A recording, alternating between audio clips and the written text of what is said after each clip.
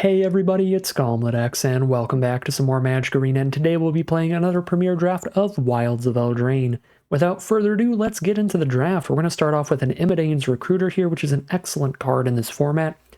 Very solid, even if you're just in red, as there are lots of ways to get a lot of creatures on board, primarily a bunch of rat tokens, but being able to buff your whole board with +1/+0 and play a 3/2 haste at the same time is already really good. If you're also playing white or splashing white, then this becomes a really good draw late in the game, because you can slam down a couple night tokens with vigilance and a 3/2 haste the next turn, while buffing your whole board. Just becomes 3 creatures off one card. Imidane's Recruiter is excellent, and that is easily the pick for me. The Threadbind click is also really nice. I think it's a very good adventure plus creature, removal spell plus creature, all in one kind of card, but Imidane's Recruiter's just been so impressive that I'm going to take that over the other one very easily. And we'll just start off with 2 copies of Imidane's Recruiter, I guess. Probably the best uncommon in the format, honestly, just for these really aggro decks. Very happy to take another. This is a really excellent pack, too. We also have Embereth Veteran, which is great in the aggro decks, a 1-mana 2/1 to just beat down. This really helps you late game as well, because usually your 2/1 is eventually just going to get invalidated. They're going to get a 3/3 or 4/4 or something. But once you hit that point, you can just sack it to put a young hero roll wherever you're going to be able to get damage in. So if your opponent has a 4/4 blocker, you have an Embereth Veteran as a 2/1, and you have a 3/2 on the board, then you can just sack the veteran, put the young hero roll onto your 3/2, so now your 3/2 can attack as a 4/3 and attack into that 4/4. So really like that extra value you get off the veteran. Then there's also excellent removal. Torch the Tower and Candy Grapple, instant speed, super efficient. These are the best removal spells in the pack. But there's also Shatter the Oath, which is not bad either. So that was a beautiful pack, but we'll just take another Imidane's Recruiter, and taking 2 Imidane's Recruiter means we want to take as many cards that can spit multiple creatures onto the board as possible to get a wide board state and get a bunch of extra damage out of its Enter the Battlefield effect. So cards like Lord Skitter's Butcher look really good here, as the worst case scenario is it's a 3-mana 2/3 that gives us a 1/1 rat. So that's going to be great with Recruiter, and it's going to be somewhat similar to Recruiter, not quite as powerful. As a top deck later, if we already have a wide board state, we can just use this to give the board menace, get in for an attack, or we can sack one of our rats to scry 2, draw a card. Really nice flexible card. We'll take Lord Skitter's Butcher, and now we'll happily take a Twisted Sewer Witch, which is really good for the red-black archetype. It's all about spitting all those 1/1 rats on the board, and that archetype is going to be great with Imidane's Recruiter. It's going to be great with Lord Skitter's Butcher. It's going to be great with Twisted Sewer Witch. We've got a bunch of cards that are going to synergize really well for black-red. Hoping to find a bunch of cards like Voracious Vermin later, and Harried Spearguard, just these really nice little aggro cards that can spit out 2 bodies off of just 1 card. So we'll have to go for the Sewer Witch, but we would love to see those other cards potentially come back. I do like Gingerbrute a lot in red, because red is the best color at creating young hero rolls, and those young hero rolls are the rolls that are going to make sure that your creature gets multiple +1/+1 counters. It can buff a 1/1 all the way up to a 4/4 if that creature manages to attack 3 times in a row, and Gingerbrute, really good at attacking multiple times in a row, because you can make it super hard to block with its 1-mana ability. So I like Gingerbrute a lot here. I think it would also be kind of reasonable to take Shrouded Shepherd, speculating on red-white with the Imidane's Recruiters, or getting some treasure tokens or prophetic prisms to play red, white, and black with the adventures and stuff. But the more aggressive I am, the more streamlined I want to be, the closer I want to be to just 2 colors. So I'm going to stick to just Gingerbrute here, sticking to just red-black for now. Callous Sellsword, fine in the red-black decks, not super exciting, but Skewer Slinger, Warehouse Tabby, not dead after all. I think these are tremendously filler, and while Sellsword is filler, sometimes you find a really great way to sacrifice one of your rats to blow up their 3/1 or their 1/1 or something like that with the Burn Together. Then this becomes a 2-mana 3/3 afterwards, so you can find some spots for it every now and then. Belligerent to the Ball looks really good for a black-red aggro archetype, because again, we're going after those rat tokens. We're going to have a lot of cards like Lord Skitter's Butcher and Twisted Sewer Witch that put 2 permanents on the board off of just 1 spell, and that'll trigger Celebration, let us get a menace attack in, find a good attack where there normally wouldn't be one. Skewer Slinger, pretty filler, but at this point we have such excellent cards between red and black that we're incredibly tied to this color pair. We have 4, 5 premium uncommons in the color pair. So at this point, we just want to cut people off the color rather than speculating towards green with cards like Hamlet Glutton. We are pretty much locked in twine with black-red forever at this point. And we get a pick 10 Embereth Veteran. Beautiful pickup. We can use this to get our young hero roll on the Gingerbrute and start doing that later in the game. If they just have tons of great blockers, get that unblockable Gingerbrute in there, but even just a 1-mana 2/1 aggro dork is going to be good for this deck. Now we get to rare draft a Prismatic Omen. Very cool card if they ever put Commander onto Arena. Less good in Historic Brawl, but still fun there, where you have a little bit more time to do more splashy fun things. But since it isn't a multiplayer format, you don't really get as much time as you would in full-on Commander with 4 players. Alright, pack 2, pick 1. I think we just take the Signpost Uncommon here, Totentanz. It's going to be okay in the deck. I don't find this to be super incredible. I actually do prefer Lord Skitter's Butcher for sure, but I also think Voracious Vermin's a card I like a tiny bit better too. This just makes sure that your rats can always get in for damage because you're always threatening to give them Death Touch. But as far as producing rats, it's a little worse at that. You do have to wait till your creatures die to do that, but still pretty good. It's probably better than I give it credit for. I just haven't played it all that much, and it doesn't read super incredible up front. But I'll still take it over Shatter the Oath, which is kind of slow removal, and Stab Wound, which is kind of small removal. Both great cards, but I think Totentanz probably gets the edge here. Plus now we're not sending like a massive black-red signal around the table. We would rather not do that. Act 2, pick 2. Hopeless Nightmares, great with any bargain cards. Not that we have any bargain, but even by itself, it's not horrific. It's a pretty solid 1-drop. It always trades 1 for 1. Your 1 card gets rid of one of their cards, and you get a couple damage in there, so it's fine. I'm not going to splash in this Stolen Goodies adventure on the Picnic Ruiner, so this is mostly a 2-mana 2/2. Rarely are we going to have a 4-power creature in black-red. I guess we do need some 2-drops that are at filler level or slightly above filler, and that would fill that role. I'd just rather have Hopeless Nightmare, though, I think. Now we get a cut-in. Excellent removal, probably my favorite common removal spell, maybe just in the whole set, as it's beautiful removal in an aggro deck. Most of the time, once you have to spend a turn spending a removal spell, it's a bit of a bummer, because you have to just get a blocker out of the way and then attack with whatever you have. But this gets around that a little bit, where you're getting a blocker out of the way and still expanding your board state a little bit. You're not making it wider by making more creatures, but you're making one of your creatures bigger the turn you play this, and potentially bigger and bigger the next couple turns. So I really like cut-in. I'm going to take that. Ash is really good if we could be red-white, but we're very red-black at this point. Boundary Lands Ranger or Minstrosity for a 2-drop. We're not going to have 4-power creatures often at all, so I think we'd rather have Minstrosity. The one thing I don't like about it, pretty bad against 1 toughness removal, and there's a lot of good 1 toughness removal in the set, like Frolicking Familiar, where they can kill our Minstrosity with an adventure and then still have another creature to play later. So in the right matchup, this will be pretty terrible, but I need 2-drop creatures on curve, so I'm going to take it over Conceited Witch, because we only have 1 2-drop, because I really don't want to play 2-mana 1/3s in an aggro deck. So try to get some more 2-power aggro creatures in here. Okay, I'm not going to play Bellowing Bruiser, Stingblade Assassin, or Ariet's Whisper most likely, but I think Bellowing Bruiser's probably the most likely. But still, not super likely. All those creatures and spells just a bit dirtily for their mana costs, a bit slow for an aggressive deck. Oh wow, Greta for green-black. Not going to be doing any splashing here with this aggro deck, but if we wanted to, Greta would be potentially worth it. Rather just take Sweet Tooth Witch.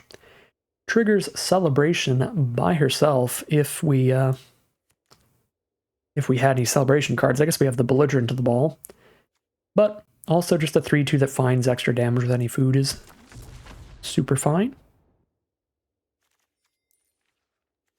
Any permanents that make multiple cards, or any spells that make multiple permanents off of just the 1 card are always pretty good, even if they're not creature permanents. This deck prefers ones that make more creature permanents, like Rat Tokens, but even the ones that make food, like Minstrosity or Sweet Tooth Witch, tend to play quite well.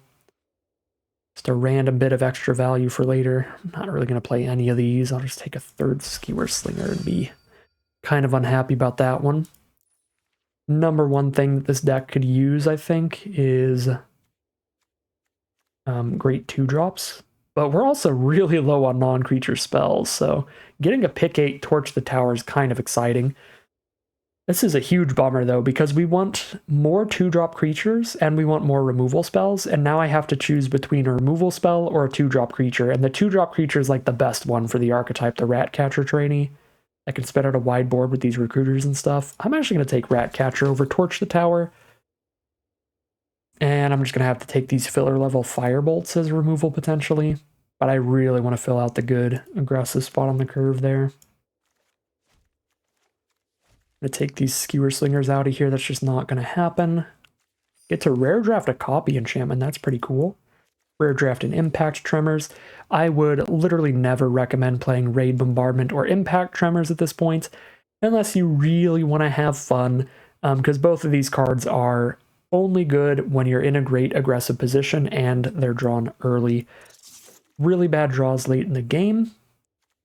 I mean, Raid Bombardment's better late in the game, but Impact Tremors is a horrible draw late in the game. And they're both real bad when you need to be defensive. You're just playing something that doesn't impact the board in any way. So they're very bad at Quadrant Theory, where you want your cards to be useful in as many different positions as possible. Non-Crescendo is as well, but at least you maybe get some rats out of that. Well, sick rare is sick. We're going to have to take Song of Totentans now, which is kind of sad, because another Twisted Sewer Witch would be really cool. But this song is just, like, perfect for this archetype. It's already great in any deck, but you have 5 or 6 mana, you make 4 or 5 1/1s with haste, attack with your whole board 2 turns in a row, and you're usually going to find lethal there. Massive finisher.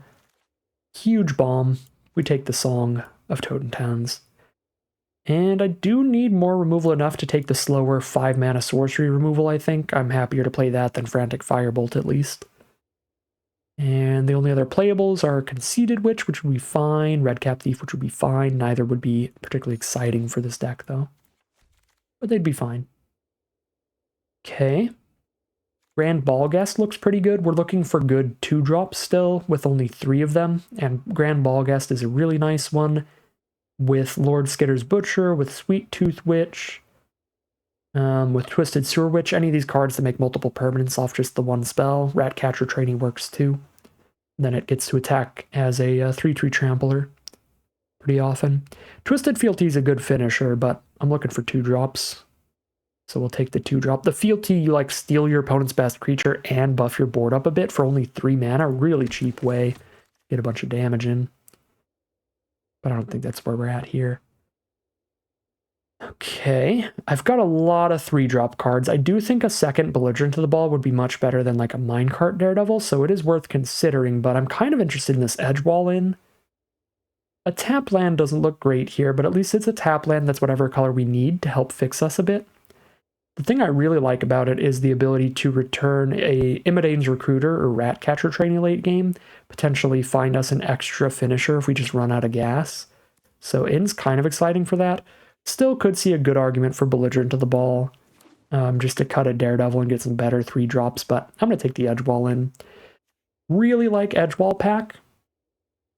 Really, really like Edgewall Pack. Minstrosity great as well, but now that I have 4 decent 2-drops and 2 decent 1-drops, I'm doing okay on early spells. Still would like more of them to be super aggressive, but I think Edgewall Pack is enough more exciting than Minstrosity to me that I will take it here. Single-handedly triggers Celebration stuff. Take another Sellsword over a Grand Ballgast. So if we are playing against decks with a lot of 1/1s, we can always throw a rat at something and get something out of the way, which is nice. Another Frantic Firebolt, not excited about that. I'm also not excited about Evolving Wilds when I have the better version already in the deck. No double red cards, a couple double black. Not Dead After All could be okay, probably better than Firebolt. We're just not going to have the instants and sorceries engraved to make Firebolt do that much damage. Happily take another Ratcatcher Trainee. Grabby Giant's a good card, but Ratcatcher Trainee fitting in on the curve at 2 mana and single-handedly triggering Celebration and getting a wide board state. Super spicy. Take a rat out here. Combat Trick / cheap little rat. Take another one over a second non-crescendo. I might play one crescendo. I would basically never play two, though. Witch's Mark can be some card draw that also impacts the board a little bit, giving +1/+1 to a creature, and getting you extra damage when that creature dies. I don't think I'm going to play two Witch's Mark, but one copy could go a decent way, giving us some flexibility, some card draw. And I'm pretty happy with this deck here. We've got solid removal, a solid curve, great synergy with these Imodane recruiters and stuff, and a bomb with the Song of Totentanz. We've got just a little bit of everything you want. Deck is looking sweet. Alright, so we have 46 cards here, so we want to cut 6 out. We have 18 creatures, 11 non-creatures, but Rat Out and Song of Totentanz also kind of count as creatures. So that ups the count a little bit. I think that's it for non-creature spells that sort of count as creatures. But that still puts us up to like 20 here, which is really, really good. So can definitely cut whatever variety of creatures and non-creatures that we want. So let's get our dorkiest creatures like Minecart Daredevil out of here. Not that Minecart Daredevil's terrible, because it is the adventure and the creature all in one, but I think our other 3-drops are all just better, just great immediate impact with enter the battlefield effects and stuff. And we have a lot of 3-drops, so I'd rather cut Daredevil than any of these. And Bruiser, again, we just don't want a lot of 5-drops. I already said when I drafted the Bruiser was probably going to get cut, and it did in the end. This puts us to 44 cards. I already said I probably want to cut one Witch's Mark minimum. I don't think I'm going to play 2 copies of this, but one would be fine. Have a little card draw in here. The Firebolt is not the best removal spell in this deck. We're not going to have a lot of instant sorceries or adventure cards in grave, so 3 mana, 2 damage, instant speed, really bad deal. But I do have 9 instants and sorceries total, and a couple creatures with adventures. It might not be horrendous, although the 3 cards I'm going to cut are probably mostly going to be instant sorceries. So I don't know, I kind of want to cut that. Hopeless Nightmare, we don't have any bargain in this deck for that kind of synergy. Still a fine card, but I don't think it's great. Don't have a lot of synergies with Not Dead after all. Great with a lot of good creatures with really good enter the battlefield effects, but you want them to be enter the battlefield effects that are good after combat damage or during your opponent's turn. And most of our enter the battlefield effects are like good for combat damage, right? Because we have, I guess, Twisted Sewer Witch would be gross if we can reanimate that. Edgewall Pack would be decent. But Totentanz doesn't have an ATB. It's got a death trigger, though. Imodane's Recruiter wouldn't work with it, because if Recruiter's dying and we're using Not Dead after all, we're going to be using it like when it's going to die to combat damage, so the +1/+0 doesn't do anything. I guess Sweet Tooth Witch gets a food. Butcher's flexible. These don't do anything. Monstrosity gets a food. Sellsword would buff itself. I guess there's enough that Not Dead after all might be interesting for us. Kind of like the one Gnawing Crescendo as a finisher if I keep the creature count super, super high and run like the double Rat Out here for more 1-drop creatures.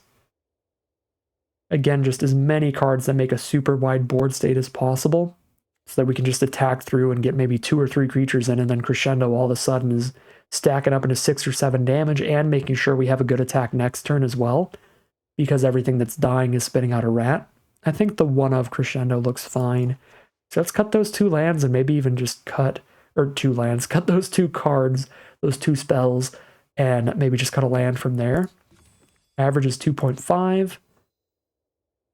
Do have a couple 5-drops that are real good, the Twisted Sewer Witch and the Song, but technically I could play Song at 4 mana, but 5 mana plus is really where you want to be for this. I also have a 5 mana removal spell. I do have a Witch's Mark, which kind of helps hit lands. We can discard an on-land, draw 2 on that. But yeah, I think we're still generally pretty aggressive and generally don't need infinite lands in here. We're at 13 red cards, 11 black. But we have 2 double black cards and no double red cards. So cut 1 mountain here. Edgewall in can be either source. And we've got a deck. I really do feel like, though, with Song of Totentanz and a 5-mana removal spell, a 4-mana removal spell, we do want to get up the curve quite often. Also, we've got a lot to spend our mana on, because if I draw a Ratcatcher Trainee later, then I can cast it for 5 mana, I can get my pests and the creature. So if we treat that as a potential 5-drop when drawn later, this is a potential 3-drop, we do have a lot of ways to use our mana, so I feel like, even for an aggro deck, this could use a 17th land. I just don't know what to cut for it. Maybe one of the rat outs here would be fine. Would probably be fine. 16 creatures. We've got 16 creatures, 2 rat outs, and a Song of Totentanz. It's probably okay to drop one of these. Or one of these 3-drops. We don't have the most synergies when it comes to Sweet Tooth Witch. Go with the Grand Ball Guest. Solid with the Monstrosity, finding a couple extra points of damage. Solid with Not Dead After All. I think I do want to put the 17th land back in. But that's like the final cut here. The final cut here is very, very arguable between land and a spell. I'm going to cut a spell instead. And I'm going to get rid of one of the 3-drops. So we'll get rid of the Sweet Tooth Witch here and just go full creature-based aggro. Rather than throwing food at our opponent's face in the late game or anything like that. Call it a deck here. All right, here we have a look at the final deck list for today. We're on a red-black rats deck. Very aggressive archetype that is good at spitting out multiple creatures, getting a wide board state with cards like Ratcatcher Trainee, making a bunch of rat tokens. We've also got Lord Skitter's Butcher that can make the board state wide. And with that wide board state, we can use cards like Imidane's Recruiter to buff the entire board, Gnawing Crescendo to buff the entire board, and we can just kind of attack in with everybody a couple turns in a row, getting around their blockers and chipping in for at least a few points of damage while trading off some creatures. So really solid aggro deck, and hopefully maintenance does not ruin my recording session. I did not know that was going to be happening today, but I suppose that's a thing. So we'll maybe have to edit out in between rounds at some point, but we'll see. We'll see. It looks like a real good red-black aggro deck. We've seen this a couple times. I have drafted it a few times. Always great deck. Nice solid removal in the archetype with Cut In, Shatter the Oath, some rat outs to maybe use as a trick for removal, and some pretty explosive bombs as well. We've got the Song of Totentanz to get a bunch of extra damage in later, but even some of the uncommons like Imidane's Recruiter and Twisted Sewer Witch can certainly feel like a bomb in this deck. So really powerful stuff overall, and I'm super excited to see how it does as we head into the gameplay. Here we are for game one. Pretty awkward hand overall. I think it's still keepable since we have both of our colors.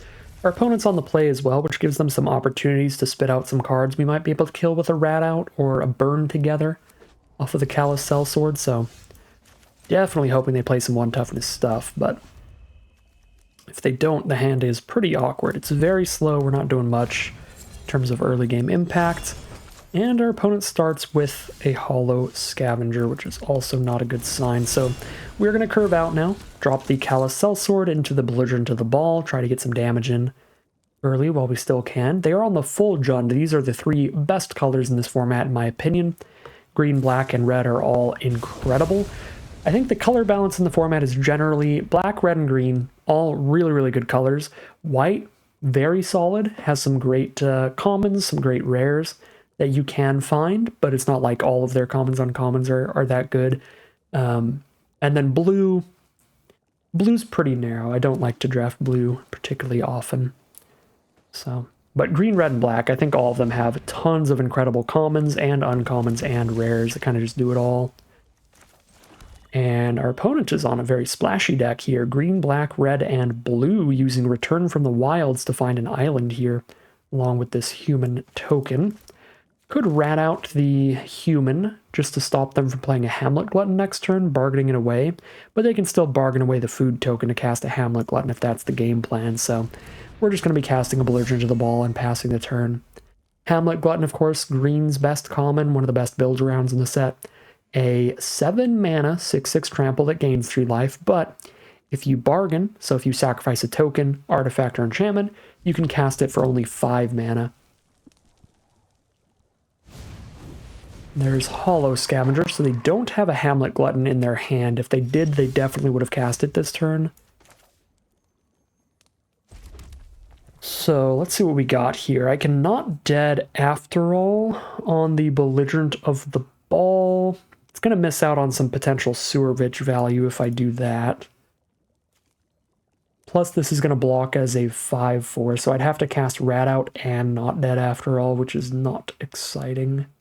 So I think I'm just going to pass the turn, and then cast Sewer Witch next turn, and then try to do things. For now, we're just hanging out. The Hollow Scavenger's been an excellent common as well. Just the threat of sacrificing the food token that it produces to block or just deal combat damage to another creature as a 5/4 is so big. They're going to try to Twisted Fealty my Belligerent of the Ball. Borrow my 3/3, hit me with it, get a roll onto the 1/1. I guess I kill the 1/1, but suppose they are going to borrow my 3/3. Hopefully they don't have a way to sacrifice it. Bargain cannot sacrifice creatures of flesh and blood. They can sacrifice tokens, artifacts, and enchantments, though. Yeah, they shouldn't be able to kill this Belligerent unless they have like a good uncommon to go with it or something. Let's see. Take the damage. Down to 14. They have a Red Tooth Vanguard. Alright, cool. That is not a way to sacrifice my 3/3, so I do get it back. And now, thanks to casting Rat Out, I'll have a rat with the Sewer Witch, so we'll get 2 Wicked rolls. Plus this triggers Belligerent of the Ball's Celebration. At 14, taking 6 minimum on the crackback. I think I still get aggressive, though.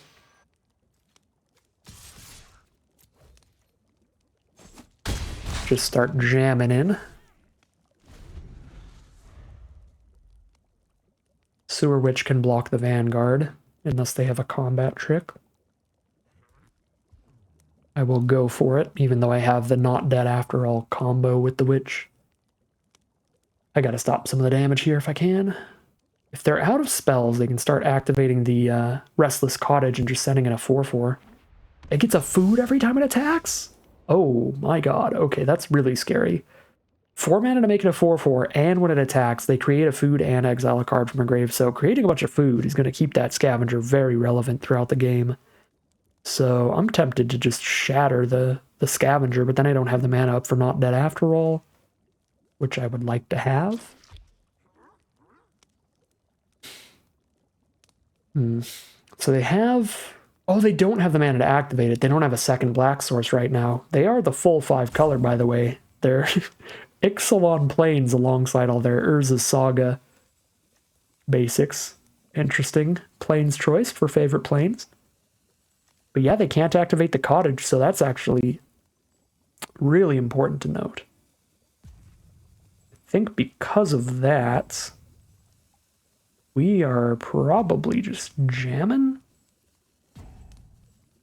Could even kill the Scavenger and they only have a 3/1 on blocks.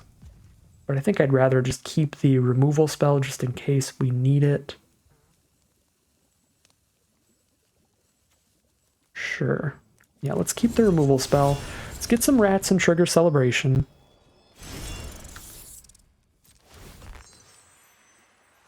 Menace to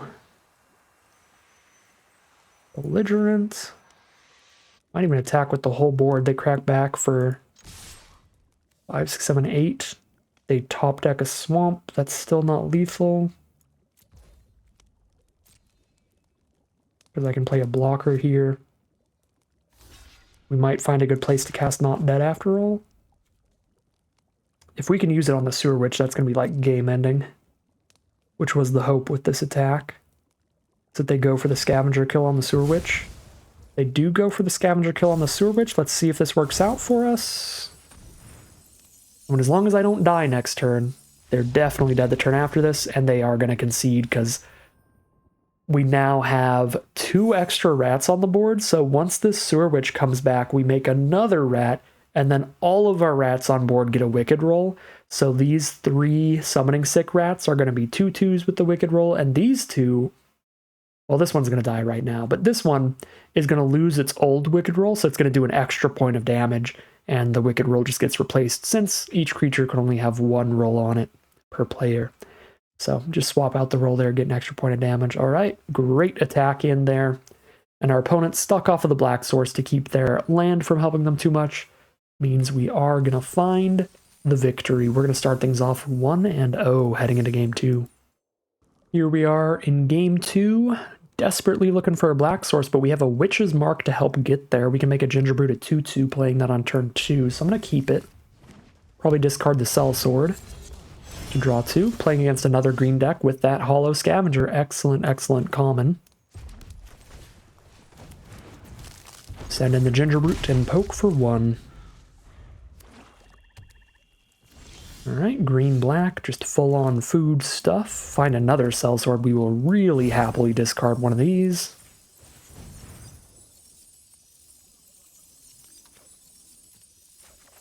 Fine. Mountain. Alright.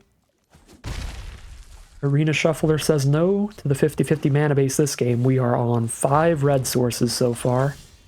Now they have a must-kill dork, the Tanglespan Lookout. If we don't clear that off the board, they can draw a ton of cards off of that throughout the game as they are creating roll tokens. So we just drop a Recruiter and hope they take a trade somewhere here.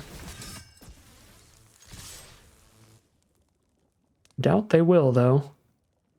They do trade into Gingerbread? Let's go. Alright, so they must not have any rolls in their hand. But that's fine. Makes me feel safe to know that they're not going to be drawing a ton of extra cards off that throughout the game. That does not make me feel safe. They can draw plenty off that. They can also just buff their board, sacrificing food to get +1/+1 counters. Yeah, that is not good for me. Alright, well, still mono red here. Luckily we only have the 1 black card in hand at least. If I play Belligerent now, then I'll get several Menace triggers off of it, because I could play Belligerent into Edgewall Pack into Song. I could go Belligerent this turn, next turn I go Edgewall Pack, Callous Sellsword. That seems solid, and then I Song the turn after that.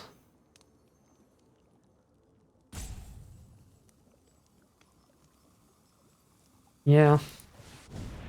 So we Belligerent now. Next turn. Playing the Edgewall Pack and the Burn Together Adventure means we can do 3 to any creature. If they don't make Greta any bigger, that might be our way to get Greta out of the way and get attacking in. But we can also get the Menace attack in, because Belligerent's going to give something +1/+0 Menace if it's still around. And then, of course, we just go for Song of Totentan's lethal pretty soon. Okay, so they draw the card, drop the Hollow Scavenger. That is great. Mountain 6 is not great. But this means they are tapped out from saving Hollow Scavenger or Greta from dying to the Sellsword Fling. So let's play the Edgewall Pack, sack the Recruiter, I think. Buff the ball and hit for 4, and then I have 2 potential Menace attackers every turn.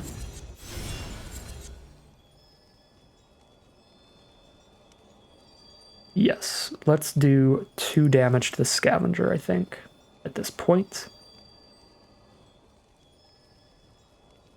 Means more damage now and through the future than if I sack Edgewall Pack to kill Greta. I guess if I sack Edgewall Pack to kill Greta, I could attack with both of these. Give the Belligerent Menace. Could be worth it. Don't like losing the 3/3 Menace, but being able to attack with everybody right now might be worth it here. I think I'll actually do that. Sure. Sack the Summoning Sick creature to just pressure their life total immediately.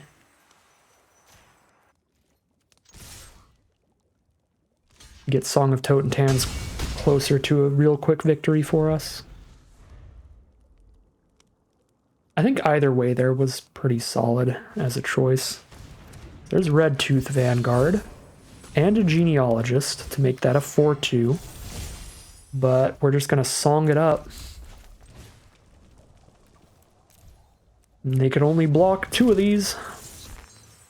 Menace the Belligerent, so if they want to block that one, they take 6. Because it's a double block on there. And there's the concession. We're just going to kill them in 2 attacks, pretty much no matter what they do. So they're going to scoop them up. And we are 2-0 heading into game number 3. Here we are for game 3 now against Numot the Nummy. So we got to hope for the best here. Hopefully Numot's aggressive, because this is another hand that's just really good at clearing out 1 toughness cards and not doing much proactively. I do have my big finisher at least, which could be great for us. Okay. I would like to do crazy sellsword things later. I could rat out plus sellsword to kill the Grand Ballgast, and it's kind of just a 1-for-1, but let's just play the 3-1 and pass from there. That can trade into the guest even if they celebrate here. There's another Grand Ballgast, and they're just going to pass the turn. We draw into a Belligerence of the Ball.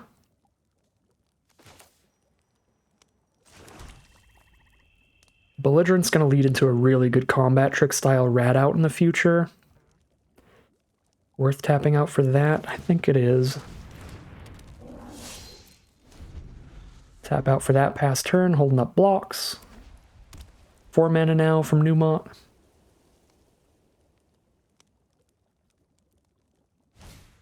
There's a cooped up on Belligerence. And we get a Monstrosity trade then. Or trade into the +2/+2 combat trick. Double strike. Okay, that is not a trade. That is not good. Down to 18. Find Imidane's Recruiter. Not beautiful. Sellsword is pretty dang beautiful here. So I want to not dead after all as well and have a 4/4 Belligerent. Can I do both? I can. This looks pretty gross to me. I think this is gross enough to just go for it.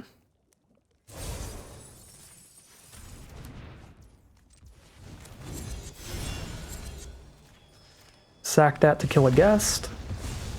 Bring it back. Drop a sellsword. I guess I get celebration too, not that it matters, but yeah, that looks pretty good. 4/4 and a 3/3 on blocks now. The 4/4, of course, big enough to block the 5/4. We will need to get something else to block it because the menace. Decadent Dragon. Oh. Well, there's the Shatter the Oath. But I am going to need to top deck the land for that. Probably drop Recruiter, send in a team. Holding up Rat out here.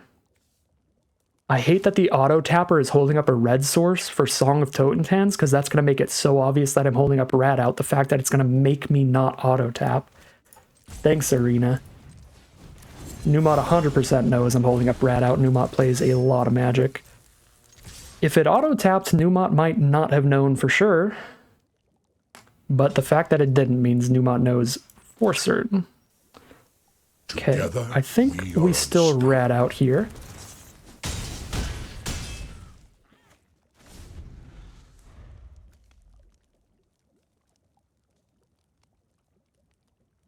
How did I get an extra damage with Belligerent? Why did it... Oh, because the Recruiter. It looked like it added another damage out of nowhere or something. If Numot attacks and I hit a land, Numot's dead. 5, 6, 7, 8, 9, 10? No, Numot goes to 1. Okay, Song of Totentans triggers Celebration, which is huge. Probably do that. Didn't hit the land here, but... How close is this to lethal? I don't even know if it's lethal, honestly. 3 1/1s. Numot goes block there. Take 3, 4, 5, 6, 7, 8, 9. I take 9 on the crackback. It's possible Numot's going to lethal me.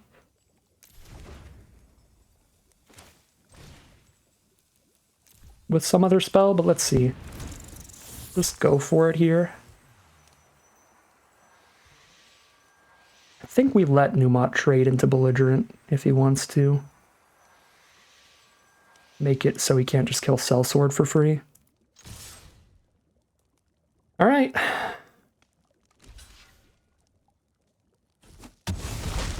Takes the trade. Oh, and dies to the Wicked roll. Oh, was that just lethal no matter what? Hold up. Maybe I was wrong and it was just lethal no matter what because we could menace that one. Because of the Wicked roll, right? So if I menaced the Belligerent, it was already 4 power. It would have hit for 5. Numot blocks the Sellsword. That's 5, 6, 7, 8, 9, 10, 11. Oh yeah, that was just lethal if I menaced the Sellsword or the Belligerent. Alright, well, I was kind of a doof. Anyways, if you've never seen Numot the Nummy's streams or videos, definitely check him out. He is one of the best players, as you can see by being Mythic number 5 right now. And he streams and posts daily videos on YouTube, much like I do. He streams a lot more than me, but he does get those daily uploads as well. So definitely check him out. Highly, highly recommend. That was just a pretty lucky game for us, of course. Having a really good curve and then the Song of Totentans. The really deciding factor there was the fact that Numot had the Cooped Up as a removal spell. That worked super well for us. That got us probably one of the best Callous Sellswords I will just ever be casting in this format. Being able to use the Not Dead After All on the Belligerent of the ball while it's cooped up, and then sacrifice it to a Sellsword, kill one of Numot's creatures, get our Belligerent of the ball back on board, and make the Sellsword a 3/3 instead of a 2/2. That was the really, really good turn for us that game, but overall, really nice draws in that aggressive matchup. We are now going to be 3-0 as we head into Game 4. All right, here we are for Game 4 on the play. We've got turn 1 Embereth Veteran, Edgewall in turn 2 is a bit awkward on curve, but I could curve out with the Trainee then, and then play the in turn 3. I don't know. We're definitely starting with Veteran turn 1. Seeing what happens from there. Maybe we top deck a Swamp and we just curve like nobody's business. But we'll see. This is where the tap lands like Edgewall in get a bit awkward. We do top deck the Swamp. Playing against a black deck, I think I'd rather slam down the Sellsword and hold up the Trainee's Adventure than slam down the Trainee and hold up the Sellsword. It's an interesting question for sure. Maybe because of the first strike, it's better to just play Trainee. I do like that either of these can come back to the Edgewall in late game, so let's just go Sellsword. Let's just get the maximum number of creatures out of all these cards. And this way we get 2 creatures off of the Ratcatcher Trainee next turn, and then another creature off of it the turn after that. Turn 4 is when we play the Edgewall in tapped at this point. There's Minstrosity from our opponents. All right. Take the trade, get some rats. Seems to be the way things are headed.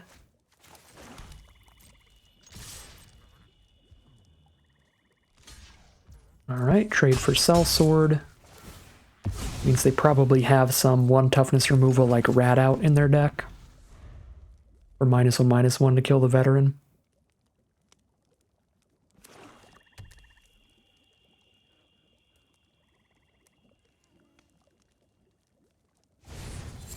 Shrouded Shepherd. Give the whole board -1/-1. That is gross. Very nice 2-for-1. They clear out the Veteran and they still have a creature to cast later. Luckily they are stuck on mana, so get to do the Ratcatcher here. Now I can play Butcher and Edgewall in. Yeah, we'll get the damage in first, but I'm going to scry and draw a card. I think I could just make another Dork. I'll have 5 mana for Shatter the Oath next turn. Might be too aggressive.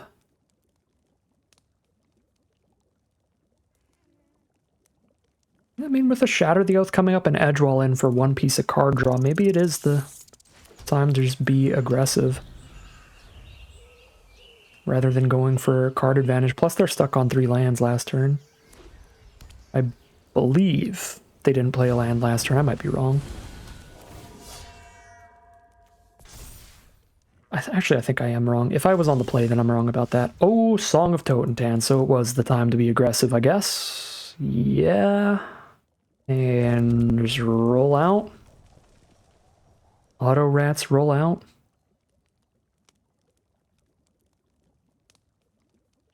They block one rat, take 1, 2, 3, 4, 5, 6, 7, 8. Yeah, I mean, that's pretty disgusting. If they have a second Shrouded Shepherd, they could just wipe our whole board and then we get very sad. Cleave Shadows next turn. Goodbye to all the rats.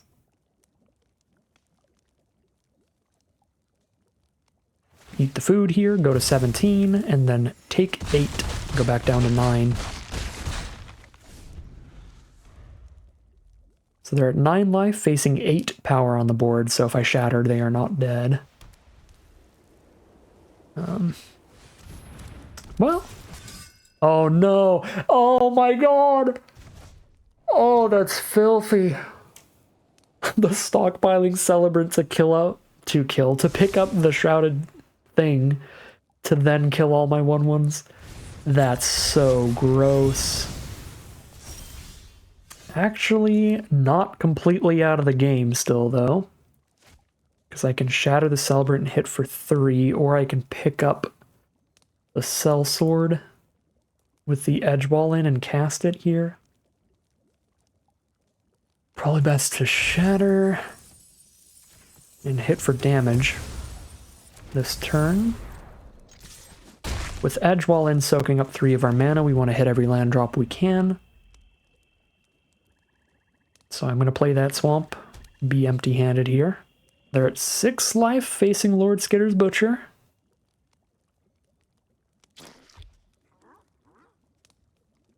They're very far ahead in cards, so they can easily win this game if they have blockers to stabilize. Only way that we win here is with some real solid draws, or if their hand just sucks and they don't have good blockers or removal. And there's the removal, so that's not good. Puts them down to 3 cards in hand now, though, and if their best creature is still just the 2/2 Shepherd, then maybe the Ratcatcher trainee gets in. Vermin's a little better than the Shepherd, but it still doesn't block the Ratcatcher well, and Recruiter's a huge draw. Top decking like a god here. Now they trade Recruiter into Vermin and take 3, go to 2 life. And then I can edge wall in the Recruiter back and just do it again next turn for hasty attacks. If I top deck a land. If we top deck a land, then edge wall in picks up Recruiter and recasts it next turn and maybe kills them. If they can only play 1 blocker next turn.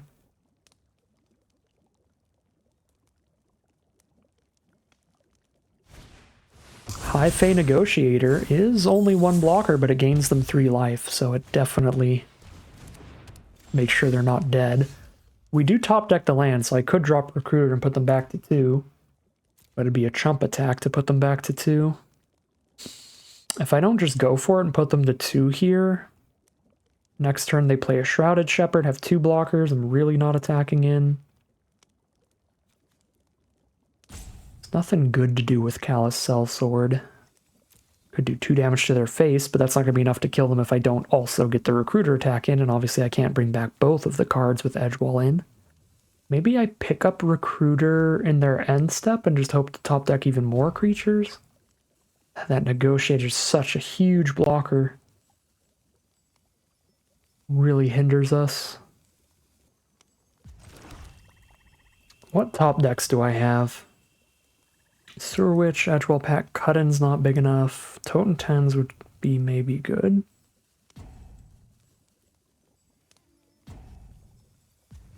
So close. This really feels like the Stabilize. I think Gingerbread is probably our best top deck, actually. Okay. Just gonna go for the end step edge wall in, rather than just sacking a creature here to put them to 2. We'll have 6 mana left if I top deck something that makes 2 creatures. That'd be incredible. But I don't have any of those that only cost 3 mana. I do have some really good 3 mana or less draws we could hit. Belligerent to the ball would be excellent. Gnawing Crescendo would be pretty good. A second Emidane's Recruiter would be good. Just drop both down. Totem 10 is obviously great.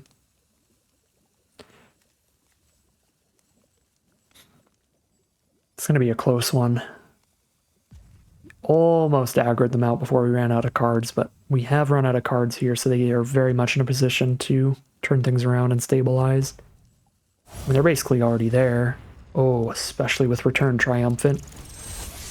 So 2 more blockers. Shepherd and the Vermin, at minimum. Plus, they can Vampiric Rites and sack the Rat, gain a life, and make the Vermin bigger. Go up to 6. Dang.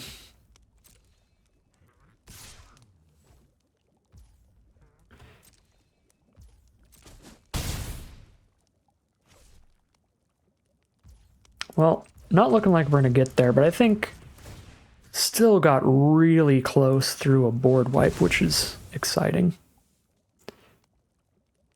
But we got board wiped hard by that Cleave Shadows. That was 100% the play of the game. It's a great draw. 2 blockers up there at 6, essentially. That was one of the cards I listed.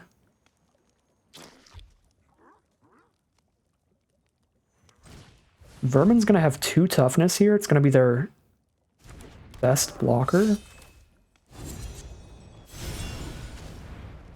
Let's just give the Belligerent Menace here. They can't... Wait, they're dead. No, they're not. They have to block Trainee and Recruiter and go to 1 if I do this.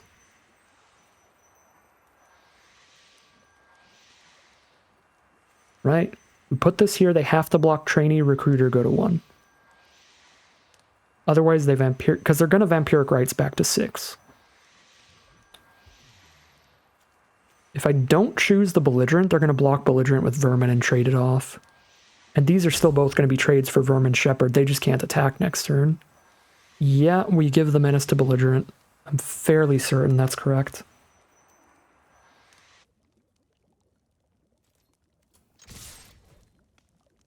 Put them to 1 life here. And wipe the board. Keeping a Trainee and a Belligerent on the board.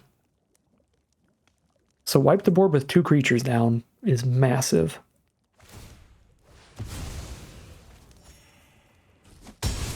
Alright, really smart. They sack the Vermin instead of the Rat. Since the Vermin's going to die to first strike anyway.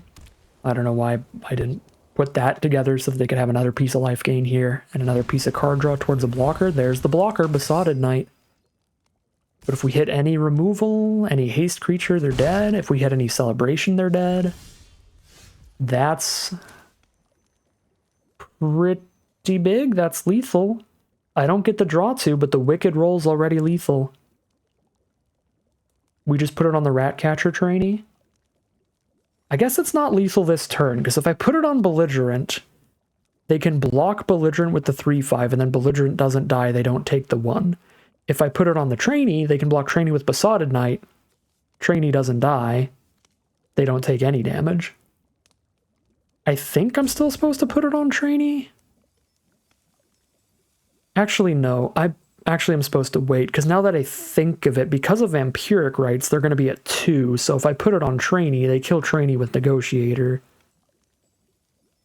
Gain 1, take 1, stay at 1, and then I've lost Witch's Mark and Trainee. No, I have to hold this for when I top deck a land, potentially. It's not going to do it.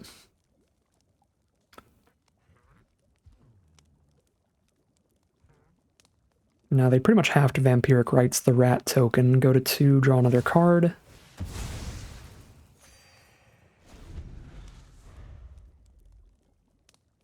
Top deck another creature, that'd be a celebration trigger for Belligerent to the ball, or just any permanent, because Witch's Mark digs us 2 cards deeper, so if we have it on top or in the top 3, if there's any non-land permanents in there, we might be able to find lethal. But they're drawing a lot of cards too, with Vampiric Rites. Looks like they might have found removal. Taking a peek at our Belligerent to the ball, that would be pretty bad for me. Yep, that is horrible for me. Kill the Belligerent and make the Knight a 4/4, so it's getting really hard to get the trainee big enough to attack in. Pretty much impossible. Because we can only have one roll on the trainee, so we can't make it a 4-power creature. At least they're not really, unless they have another 2-drop creature in a position to attack still. Because they have to worry about me top-decking removal. Well, there's a 2-drop creature, so they do get an attack in here, and we've got only 1 or 2 turns to find our lethal now.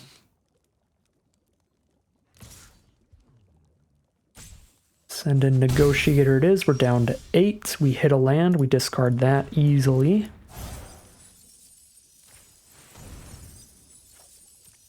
Draw 2. Find Gingerbrute. Gingerbrute non-crescendo, if I had 1 more mana, would be lethal. Could be lethal next turn. This is +2/+0. I'm at 8 life, facing 9 power. If they have a removal spell, I die on the crackback. But I have to chip in with Gingerbrute to guarantee lethal next turn, otherwise they can Vampiric Rites away enough creatures to live through Gingerbrute Crescendo.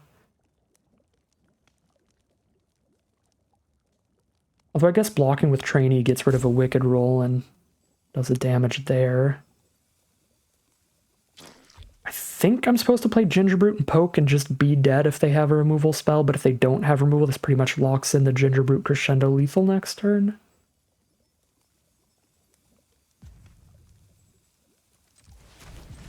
I mean, all their creatures are valuable, though, and Gingerbrute Crescendo's 3 damage. They have to sack 2 to not die with this Vampiric Rites.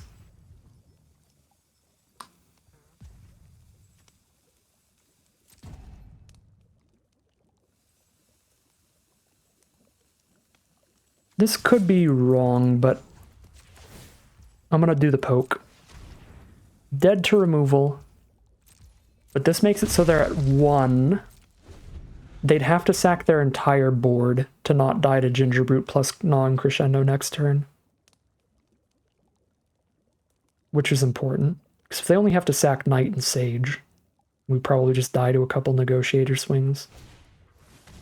Hopeless Nightmare? Oh, come on. That's a real good draw. That's so gross. Now I just chump block the Knight and die because they Vampiric Rites the Knight away. That's just dead. Even if I held Gingerbrute as a blocker, we now have no shot at victory, because then I have to chump and eat the Gingerbrute and have nothing left on board here. Alright, get absolutely slammed by the Hopeless Nightmare top deck here. Really, really close, even through the board wipe, so I'm still going to take that as a... That was completely unnecessary, but that's another way to win. I'm still going to take that as a decent sign that her deck is pretty good, because they needed a board wipe to have any shot at that game, and even board wiping away like 8 of our creatures, getting a huge 2 or 3 for 1 in terms of the amount of spells that we cast to get that many 1/1s on board, we still consistently had them down to like 2 or 1. So that was like one of the worst case scenario things for them to have on multiple turns, the board wipe into the extra damage off the top in the end game, and it was still a real close game overall, so still solid stuff from the deck, I think. 3-1 it is, though, as we head into Game 5. Here we are now on the play for Game 5. Great aggressive hand. I'm going to start with Embereth Veteran over Gingerbrute. If they don't get some cheap blockers, it's going to stack into being more damage pretty quickly. More immediate damage. They don't have cheap blockers, and we immediately top deck land 3, which is beautiful. Now we're going to play the Grand Ball Guest, because turn 4 we have the potential Celebration to be attacking with that as a 3/3, and that's another way to stack in a lot of damage. There's a Picklock Prankster for a 1/3 blocker, which would be pretty annoying if I didn't perfectly top deck Imidane's Recruiter, which makes it so all my attacks can still at least trade into the Prankster. beautiful draws. Just some gross cards in this deck. Their options are take 9 or trade their 2-drop into my 1-drop. They probably should trade the 2 into the 1-drop, but I'll be happy either way. Imidane's Recruiter is such a filthy Magic card. There's another Picklock Prankster. Well, that's gonna be annoying. No way to trigger Celebration this turn. Can guarantee some Gingerbrute damage, or I can just get Totentans out of the way. Pretty much no way they're going to kill one of our creatures, so we might as well get our 2 damage in at least, but I'm going to drop Totentans this turn, be a lot more mana efficient than playing a Gingerbrute right now.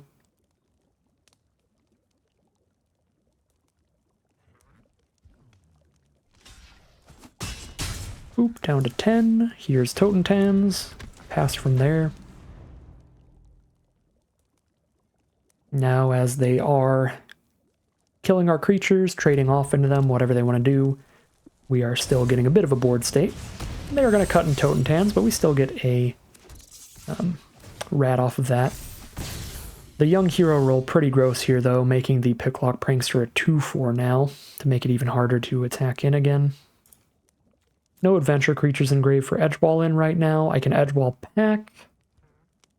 Still doesn't really give me attacks. I would sack Recruiter to deal 4. Might be worth it. Put them to 6, have a pretty wide board state. Actually do think that's worth it. So they're going to kill our Imidane's Recruiter, but we're going to deal 5 to them here. Yeah, sack a creature, deal 5.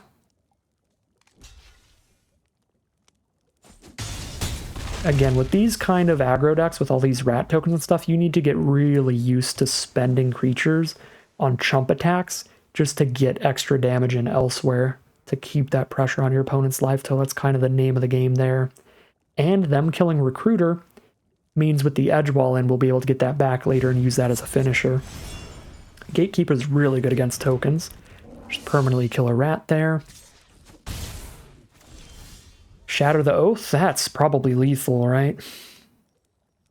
Kill Belligerent, they can only block 1 creature. They block a 2/2, take 3, 4, 5, 6. Yeah, that's very lethal. Doesn't even really matter where I put it, I guess. They just block Grand Ballguest, take 6.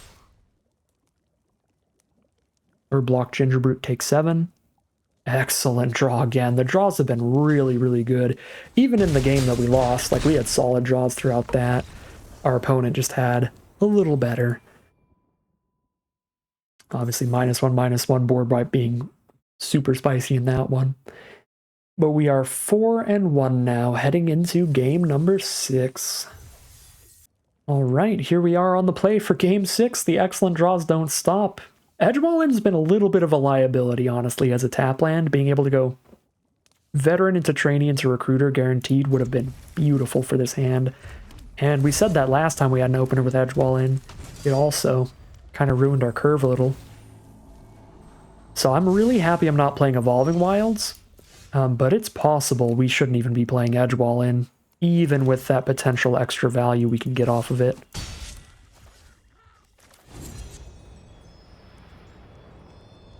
Alright, so it looks like the update is not gonna mess up this recording session too bad. We'll just have to reboot Arena, and then we'll be chill. Alright, Imidane's Recruiter doing its job again, making sure we trade into that Root Rider Fawn on attacks here. So good. So good. If it weren't for Recruiter, we would just not have attacks this turn. And now they just don't have a good block. They're down to 9. We've got a Rat out and a Cut-In coming up, depending on whether or not we hit a land. They're on that green rampy stuff. Very fun deck. Love it. There's a Curse of the Werefox. That's super good here. Kills one of our creatures and buffs up their blocker. Yeah, that's really, really good. Right there. Now we really need the land. Okay. Yeah, that's a problem. We can make the Root Rider Fawn a 1/3 on blocks, which is not good enough for the Ratcatcher Trainee to attack. It's good enough for Recruiter, but we're not going to kill it if they block. But it could still be okay, because obviously then if they just don't block, we get the damage in for free. If they do, we still get a Rat to attack with next turn, which could be fine. They'll probably just block here, then it's not that valuable. We just hold up a rat out in case they play a 1 toughness card or try to fight something off again. Probably a little better to do that. So I will just be doing rat out in their end step here. Hamlet Glutton. Cut-in is not going to do anything about that, and they gain 3. That's horrendous. Now we cut in a Root Rider Fawn, attack in with everybody else. They kill a 2/2, take 1, 2, 3, 4, 5, 6, go to 6. It's probably the play. Get them to 6 here.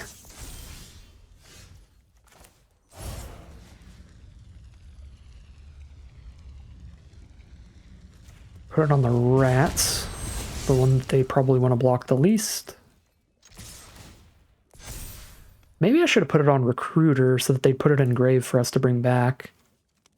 Yeah, I think that was a miss. I should have put it on Recruiter.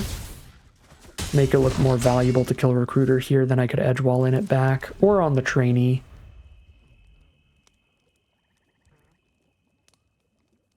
Alright, Hamlet Glutton's a problem, but it can only block 1 creature. So there's that. They do have a Troublemaker Oof here, though, for another blocker. Do they have that and a Curse of the Wereflox? Basically. Alright, that's gross. Blocker plus removal, and we top deck a land, which is horrible. Could Chump attack with the Trainee? I could attack with both. One of them trades into the Oof, the other just dies to Glutton. Then I edge wall in back the Trainee, get some rats. Not really worth it. Could be fine for Trainee to die to Glutton, then bring it back, make some rats during their end step. I won't have the mana to make the rats, though. Snap. Yeah, that's horrible. I will not immediately have the mana to make the rats. I'll put it in my hand, but I'll only have 2 mana up, so I could replay it, but I can't use the adventure instantly. Nope, we're on the top deck game here. We gotta hit another Recruiter, Song of Totentans.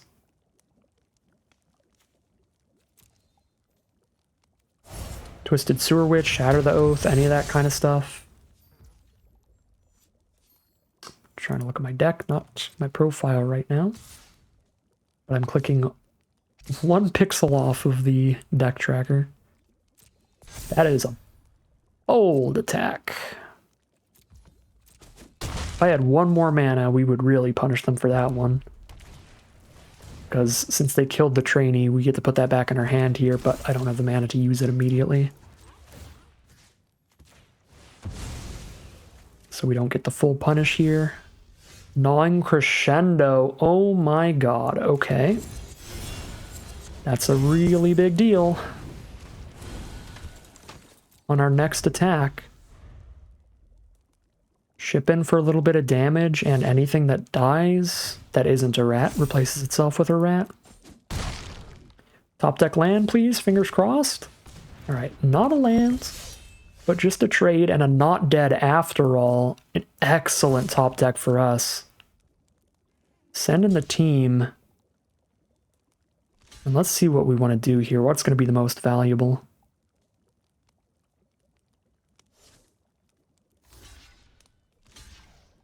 Alright, so right now we're going to be hitting them for 3 with Crescendo. We're definitely casting Crescendo, getting some rats here.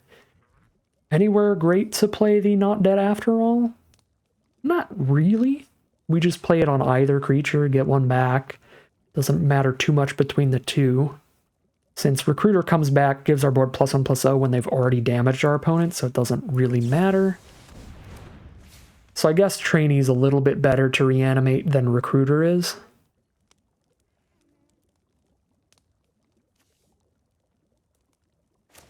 Since it'll have first strike at least. Yeah, Trainee's a little better on the board later, so we'll do it on that one. Although maybe putting on a Recruiter's better because Recruiter's a little more likely to die. And get the Wicked roll damage in. Although both their creatures are big enough to kill Trainee too, so we'll see. So on board, they block and kill Trainee with one of these. They block a rat and die. They're dead on board. We gotta go for it. They block Trainee and a Rat, take 2, then they take 1 from the Wicked Roll and die. And I think they're dead. Arena's little thing is over here. Yep. Got rid of all the timers, that's how I know. I always notice just something in the corner changes, but that's the thing that changes. Just something in the corner of the eye changes, and I'm like, oh, I guess the game's over. It's the timers, they all go away. All right. Well, real good draws in the end there. Gonna make sure we can find our last few bits of damage. And we are now 5-1. But a lot of that is just how many great, like, premium ways to get extra damage are in this deck. Really, we've got a lot of cards that are great top decks late game to find extra damage, like the Recruiters, and all the removal and the Song of Totentans. The Sellsword can shoot an opponent in the face. We've got a lot of just live draws. Cards that are really good at many points in the game. So, just really showing off the power of those kind of cards, like the Recruiters. The Recruiters being an absolute MVP in like every game on turn 3, finding so much extra damage we wouldn't have had otherwise. So, really love how the deck is shaping up. We are now 5-1 heading into Game 7. Here we are for Game 7 with a monocolored hand with no card draw in it this time. I believe this one's got to be a mulligan. We are on the draw, and if we hit a mountain, obviously we have Sellsword into Recruiter, which is exciting with the Crescendo for late game, but I don't think I want to take that gamble here, where if we don't hit a mountain, we're doing a whole lot of nothing. Alright, we've got both our colors now. We've got a turn 1 edge wall in to get the tap land out of the way. Crescendo is a super, super late game card. I'd probably get rid of that and Witch's Mark as some card draw here early. Yeah, we'll roll with this, I think. Probably play Butcher into Recruiter. Now I've got a Sellsword to play as well. I've got some double black cards in the deck, no double red, so we'll play the Edgewall in as a black source. And let's get curving out. Just a 2-mana 2/2 Sellsword here. Into a Butcher, into a Recruiter. Suppose it depends on if they play any blockers. If they don't, happy to just send in for 2. So let's do that. Witch's Mark looks like it's going to be great, because we've drawn our 5th land way before we need it. Threadbind Click is fine. It's not ideal because it's such a good deal for them, such a big 2-for-1. But the fact that they only got to kill our 2/2 off of it instead of anything better means we're pretty fine with it. Because that was going to be horrible for us no matter what. At least they killed something small. Not dead after all. That's a good draw. That's going to give me the perfect way to spend all 4 mana this turn. We just send in with everybody, and whatever they kill, whatever they try to trade with, we just not dead after all. If they try to trade. If they don't, we just hit for 6 and hold this up against removal. And they don't try to trade, so we're just holding it up.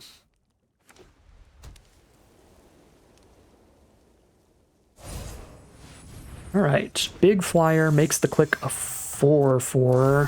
We're just going to make it even harder to attack into. If they do attack, then we're fine. Okay. Obviously don't have excellent attacks, because I can't put a Wicked Roll on both my creatures, but I've got reasonable attacks, I believe. Witcher's Mark make a 3/4. Then they can't even block well, or do I offer the trade here? I probably just make a 3/4. Yeah. Discard this, draw 2. Find a Rat Out. Rat Out plus not dead after all makes me want to send in with the team, and they're going to try to kill Recruiter over anything else. So the 1/1s are just getting extra damage, and the Recruiter's getting the Rat Out not dead after all play. If they do try to just kill Gingerbrute instead, I guess I just save Gingerbrute with not dead after all, and that's fine. I just don't get a Rat Out kill. But then I have a 2/2 Gingerbrute to get in unblockably in the future. This is chill.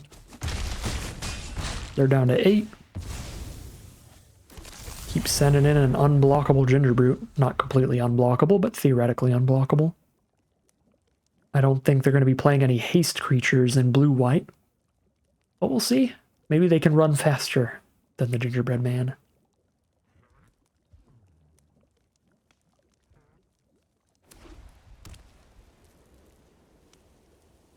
They've got 6 mana up now, but their mana's a bit awkward. They've drawn 5 planes in 1 island, so if they have any double blue spells, or if they're trying to play 2 blue spells in 1 turn, they might be having a bit of a bad time. Ooh, Rat Out is very good against the Slumbering Keep Guard if they ever tap out. So Keep Guard plus Hopeful Vigil means lots of blockers here to try to not die, and that's going to let them get attacks in the sky. It's going to be a race here. Gonna be a close race unless we just top deck lethal, which is possible. Break the spell their own Vigil to just draw a card here, fair enough. Well, scry 2 then draw a card. Oh no, they scry 2 after. Alright. Either way, very good value.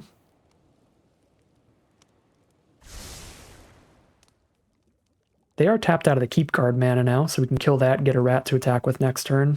We'll probably be doing that in the end step. Put a Royal token onto the Clothier. I would have been so happy if they tried to put that on the Keep Guard. We would have, like, won the game on the spot. Because we'd kill the Keep Guard, put the Besotted Knight in their grave. Do I still just win the game on the spot if they attack like this? Hopefully, because if I don't, I'm dead next turn.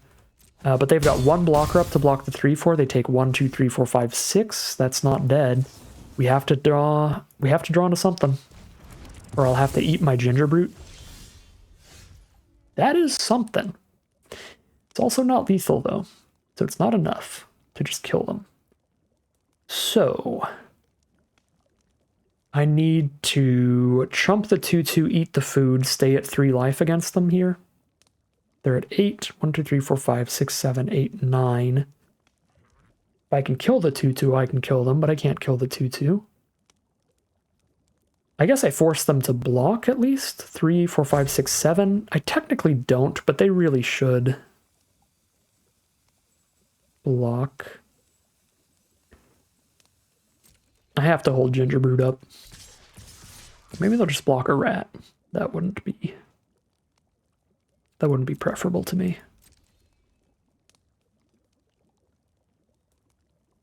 It would be wild if they don't block against red-black here. But I could see them just blocking a rat token. That is very good for them. Trade into Recruiter. Trade into Recruiter it is. That's cool with me. We can pick that up later. This makes sure they don't have extra damage hit me on the ground, so we're just going to eat a Ginger Brute and make 2 pests. That's the play.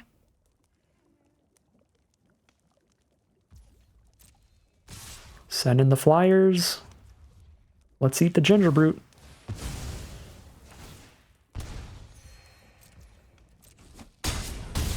Down to 3. There's a Dutiful Griffin for 1 blocker. There's 2 more attackers, and that should be game. Surprise attackers from the Ratcatcher trainee are going to find us lethal here.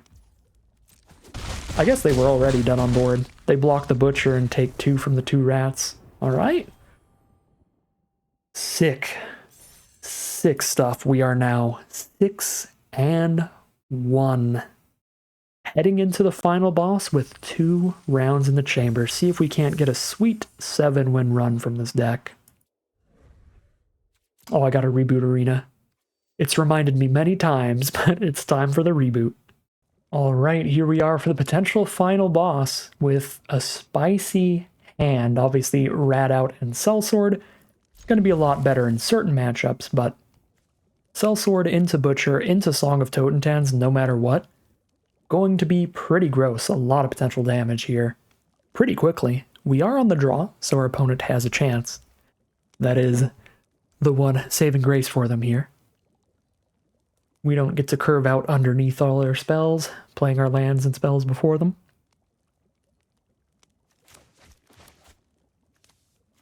But we do got some great stuff over here.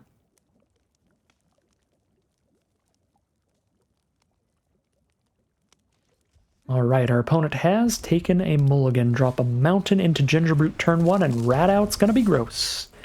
That is what you want to see. And now we have a Minstrosity, so I can hold on to the Sellsword for later, in case sacrificing a rat to deal 1 damage to another card is going to end up being good.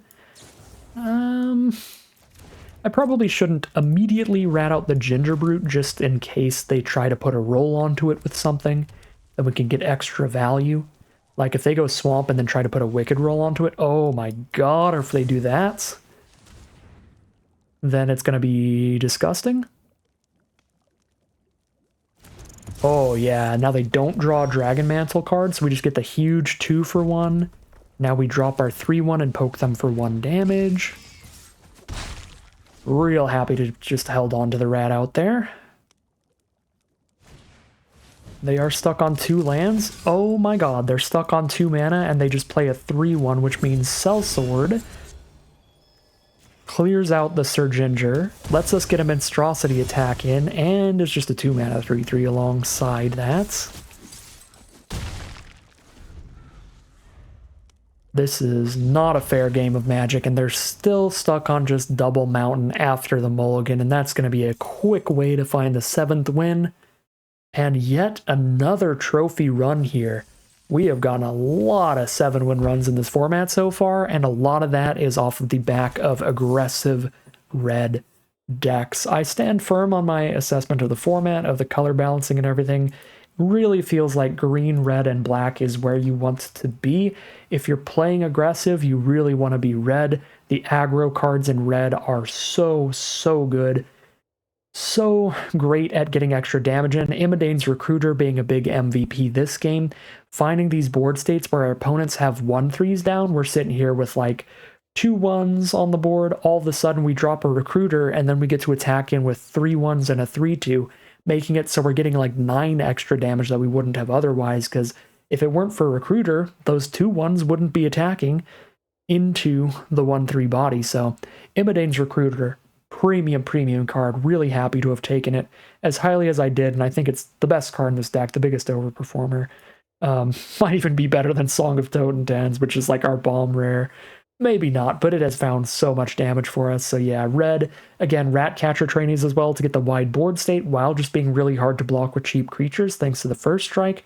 Cut In being one of the best removal spells for aggro decks in the format, if not the best aggro removal spell in the format.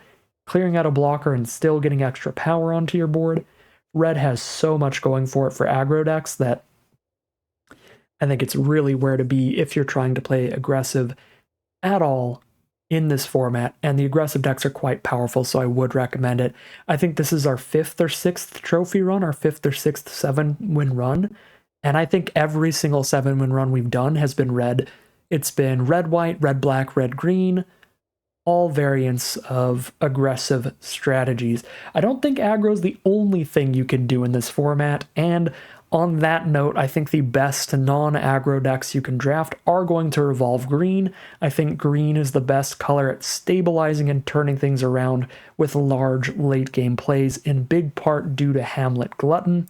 And then I think black is just great. It's just got a lot of good commons, uncommons, great cheap removal, great creatures and stuff throughout the curve.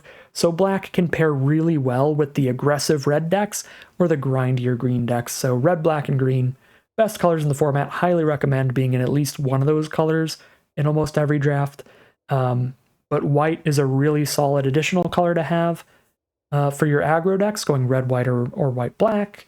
And then blue, if it's pretty open, can still do some stuff. It's not unplayable like it was in Phyrexia All Will Be One, but definitely the weakest color in the format. So less of an over and under performance today and more of just like a format overview, because we are getting pretty close to the Arena Open now, and I think I've played enough to be confident about the general archetypes, the general meta of the format, and I'm happy with where I'm at. I'm happy with the kind of decks I've been drafting from day one pretty much with these red aggro-based strategies, but also the green grindier decks. I think those are quite good too, and that's where I'd like to be, hopefully during the Arena Open draft if we make it there. So bit of a format overview today, but that's going to end the draft at 7 wins and 1 loss. We get the full prizes of 2,200 gems and 6 packs. But that is going to end today's video. As always, I'd like to thank my patrons and YouTube members for their support, as well as you for watching the video. If you're interested in seeing some more videos like this, you can always like, comment, and subscribe to tell the YouTube algorithm to send you some more in your recommended feed. If you'd like to catch me live, you can check out the Twitch channel in the link in the description below. And if you'd like to support the channel directly, you can check out the Patreon link in the description below. But other than that, as always, thank you very much for watching, and I'll see you again soon for some more Magic Arena.